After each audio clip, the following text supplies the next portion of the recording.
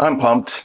This is another mini PC that I've been looking forward to for quite some time and ended up getting it at a really good price off of Amazon. This is the TUREWELL Mini PC N95 processor, and this is what's next.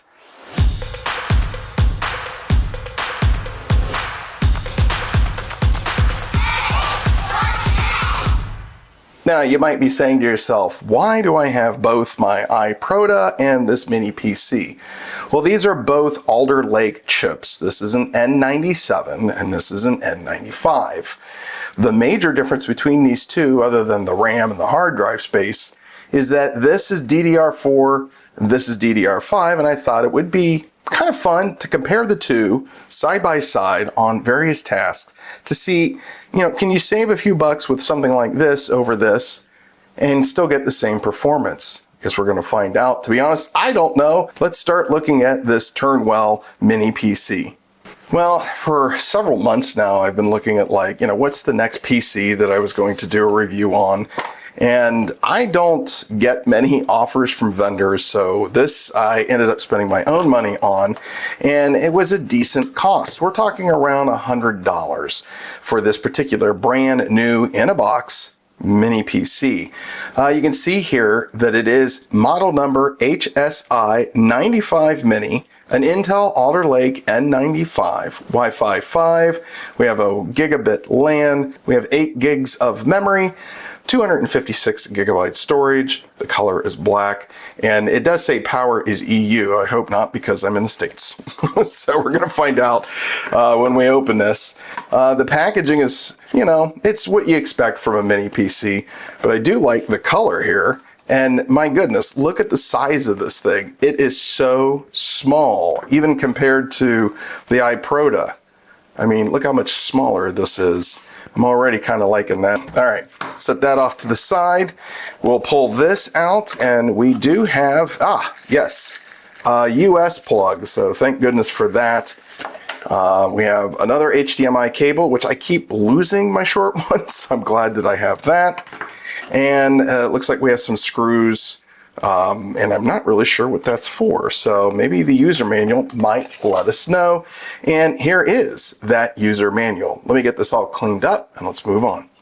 We have everything out of the box here, and I believe there was a VESA mount after all. It was hiding under that user manual when I was moving the boxes out of the way.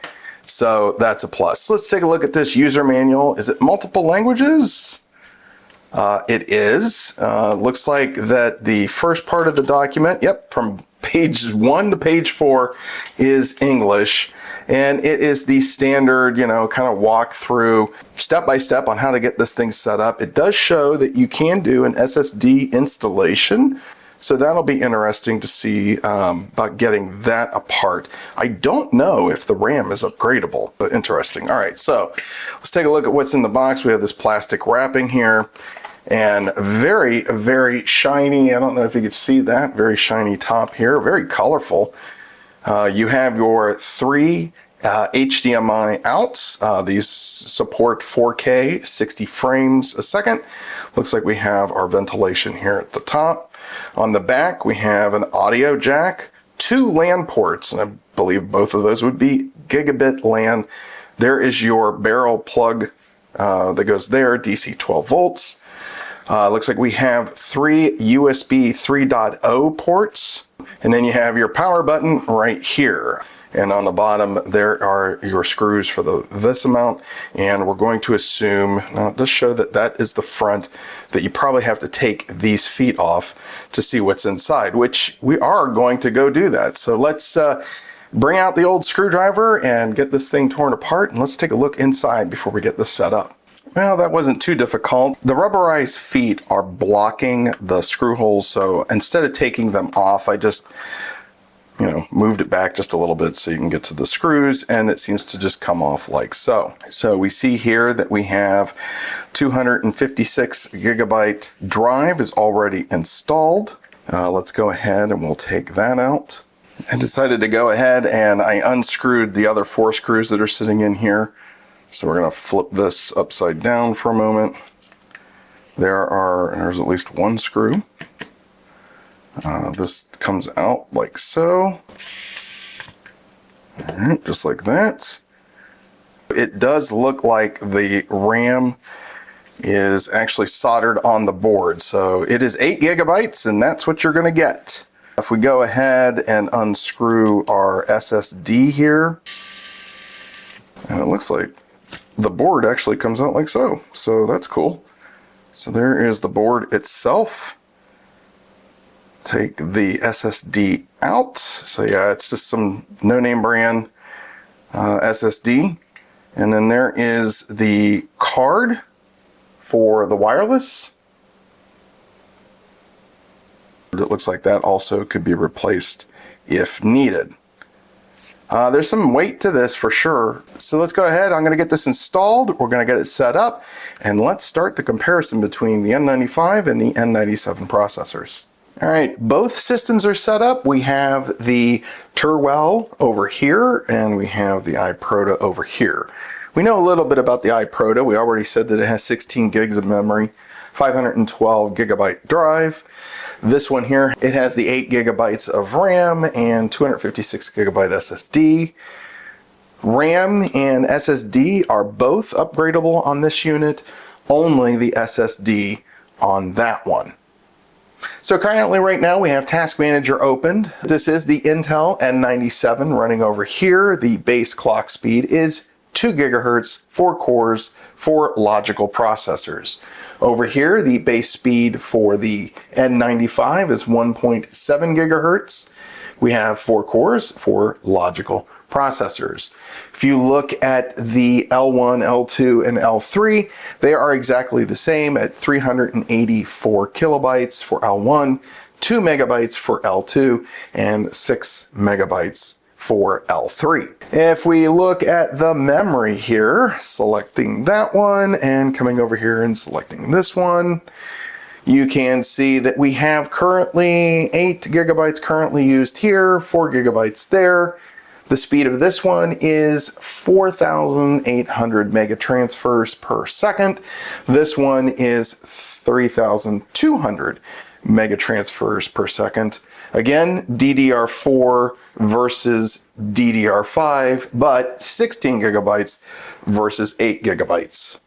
And we have the Intel UHD graphics is available on both systems. They are both supporting DirectX version 12. We have 7.9 gigabytes shared with the GPU. This only has 4. Currently no percentage utilization here. We have 1% roughly there. Here we got some information in regards to both of the PCs. We can find out more info about the processors. Base frequency on the N97, 2 gigahertz up to 3,500 megahertz.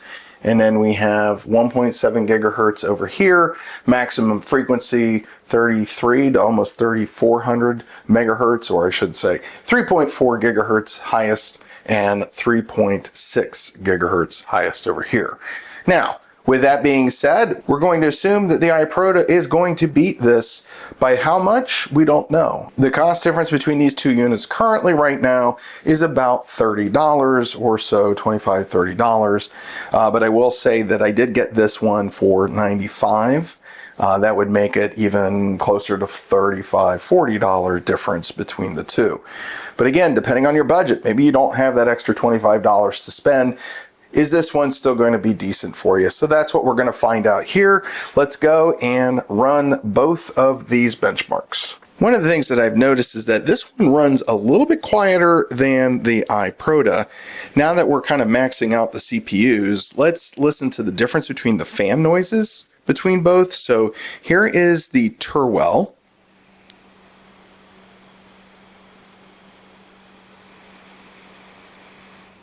And here is the iProto. Honestly, not much difference between the two. These are so much quieter than some of the other mini PCs that I have. All right, I was surprised. It looked like that the TUREWELL actually beat out this one, at least in the time that it took to do the testing. It looks like single core scores here, 986 versus 2839. on the multi-core, 1186 single core, 2566 multi-core. Now, I am going to chalk that up a little bit to the fact that this thing is pumping away and doing some sort of backup on the back end. So take it with a grain of salt. What I really want to find out though is its graphics capability. So we're going to run the first graphics test with OpenCL, and we're going to see what those scores are. I guess I shouldn't be too surprised. OpenCL score 2655 on the TUREWELL iProda 3701. That's a substantial increase over the two, and it probably has more to do with the amount of RAM, not the speed of the RAM. But we are going to do the Vulkan test and see where that falls. So let's check out those scores. Well, again, not surprised by the scores. 4236 Vulkan on the iProda, 2664 on the TUREWELL. Well, in case you're wondering, we are running Windows 11 Pro version 23H2. I installed that last night. This is the next day of recording this video, so I did get that updated. Along with the product key and activation, it is already active, so we're good there as well. As this is the second day of having these systems just running, updates have been applied, I wanted to run Geekbench again to double check the single core and multi-core scores. 1172, 2598. That is about the same as it was yesterday, maybe a little slower. Looking at the iProda though, we've noticed a huge increase in its scores. Yesterday it was showing 986 for single core and 2839 for multi-core. You can see both of those are up. And so the single core scores are almost the same, 1172 by 1230. But that multi-core, again, we're showing a substantial increase across the board on both of them. So yes, this system is definitely a little slower. Let me rerun the graphic benchmarks just to see where those are coming in at. Looking at the OpenCL score for the TUREWELL 2653, yesterday was 2655, so that's fairly consistent. But if you look at the iProda, we went from 3701 to 5104. So again, substantial increases in the graphics, even though this is a DDR4 system, this is built-in DDR5. All right, our next test is going to be HelpinDoc. It is a local application that I can use to create online help files. I have a project here, and we're going to double click both of these at the same time.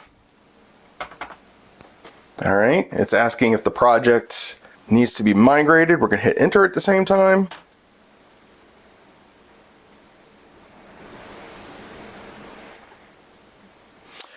It looks like that the N95 finished before here. Now what we want to do is we want to create or generate a help file. So we're just going to create an HTML document in both of these. And we're going to see how long it takes. This is about a 900-page document that it needs to, whoops, that was not what I wanted to do. Down here. All right, here we go. And 3, 2, 1. Now the N95 was a little slower at starting, but it seems to have caught up with the N97. Takes a moment. All right, looks like the N97 is a little bit ahead. This is getting started. Yeah, we're just a fraction slower on the N95. So again, this would be related to, let's say, compiling a program, or if you're doing a large Word document and you're exporting it as PDF. Super exciting stuff, I know. Progress bar is coming up, 72, 90, oh. It definitely seems to lose pace and then catch back up again. Which one is going to open this up first? N95 is finished. And N97 is finished. So that gives you an idea. In this case, maybe that DDR5 is helping out a little bit more. All right, let's go on to our next test. All right, I cannot take credit for this. I'm stealing this from explainingcomputers.com. We're going to use GIMP on both of these systems, and we're going to use the lava filter effect. And to do that, we're going to select a new file, 1920 by 1080. Then we're going to select filters, render, lava.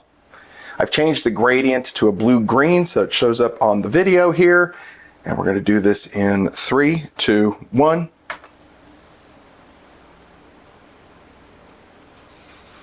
Again, the N95 was a little bit faster. Maybe it's that DDR5 RAM. Let's go on to our next test.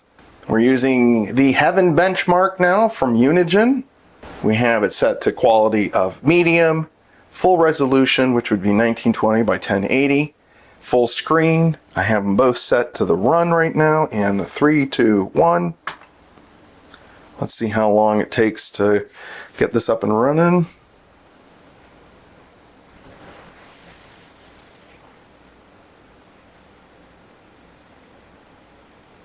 And we do have this one running a little bit quicker, but I believe that the frame rate is a little higher. We're seeing 16 frames a second here, 8 frames a second there.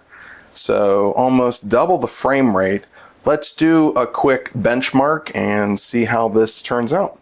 While this sometimes will be a little faster than the N97 when it comes to the graphics, this N95 was definitely a little bit slower. Its average was 10.6 frames a second with a score of 267, while this one was almost double that at 19.3 frames a second and a score of 487. This is a 4K clip that we're going to recompress into a 1080p, and we'll see if there's any major difference between the N95 and the N97. So let's go ahead and we're going to do this in 3, 2, 1. So we're going to say that right now it looks like it's going to take roughly about 9 minutes, it says. And over here it says about 12 minutes. Starting to get some interesting results here. The N95 is slowly catching up to the N97. If we look at the stats here at the bottom of the screen, you can see that we're about 26% done and 28, 29, 27 frames a second. So if we happen to go out and go over here, you're going to notice that our frames per second is actually dropping on this side with an estimated time remaining of 6 minutes and 55 seconds, where the time remaining on the N95 is at 7 minutes and 3 seconds. So it is slowly but surely catching up. Could it be that that DDR5 is working? Even though in the graphics test that we've had, it didn't show too much of an improvement. We're coming up to the end of the encoding. Right now, our average frames per second, 27 for the N97, and 27 finally for the N95. They're within, what do we got here? 25 seconds left here, 25 seconds just now there. We're almost going to get to the point where the N95 was a little bit behind, but was catching up to the N97. Again, I'm hearing fans on this side, not so much on that side, but here we go. We're down to 5 seconds here. Which one is going to finish first? I'm going to guess the N97, but only in a brief moment. Finished, and then finished. What about Linux Mint? We have internet is running. We also have our applications, and those appear to be running fine. Let's look at some Office. LibreOffice, will it run? And yes, it's running. So I'm going to say that this would make a fine Linux machine if that is what you want to do. And YouTube is playing just fine also in Linux Mint. Let's do some YouTube tests in Windows. This is going to be our YouTube test. We're not doing a comparison with the iProto. We just wanted to see how well this N95 processor plays back at least high def video, and right now we had a couple drop frames, just 2 out of 300, 400 now. looks like we're doing pretty good. So again, 1080p at 60 frames a second. Let's go ahead and pause this, reset this back to the beginning, and we're going to 4K, hit play. 2, 5 drop frames, but it looks like it's leveling off. There's just a few, and even if I didn't have this stat reader up here, I probably would never notice. I think with 4K video it'd be fine. Definitely with 1080 and maybe even 2K video would be okay for this mini PC. All right, well, let's take it back to the studio for my final thoughts on the TUREWELL Mini PC. Well, that was fun. I hope you found the live bake-off comparison tests interesting. That was something that Apple used to do way back in the day, if you remember that. So what do I think of the TUREWELL N95 Mini PC? Well, first, the cost. I picked mine up for $95. It's currently $105, which is still decent. You get a device that is more than capable of playing back video and media, working in productivity applications like I showed, and other general computer tasks. And bonus, for all you out there that like Linux, you saw that Linux Mint ran on this, which I'm sure other distros will as well. I don't think this is a great device for graphic intensive games, even with this DDR5 memory, and it not being upgradable. Only 8 gigs of RAM is what you get, is a bit of a disappointment. If you do play older games, maybe 720p will be just fine. I did find the mini PC, this particular one, to be quieter under heavy loads when compared to the iProda mini PC that I have. So keep that in mind as well. There is a great selection of ports, but I wish there was at least one USB-C connection. In short, if your funds are tight or purchasing a used or refurbished PC is not your thing, you might find this as a useful computer for school, college, or maybe a second PC for around the house. Well, that's a wrap for today. If you found this episode helpful, take a moment to click the thumbs up icon and subscribe button. To watch another episode, you can click either here or here. And until next time, I'll see you again for another episode of Hey, What's Next?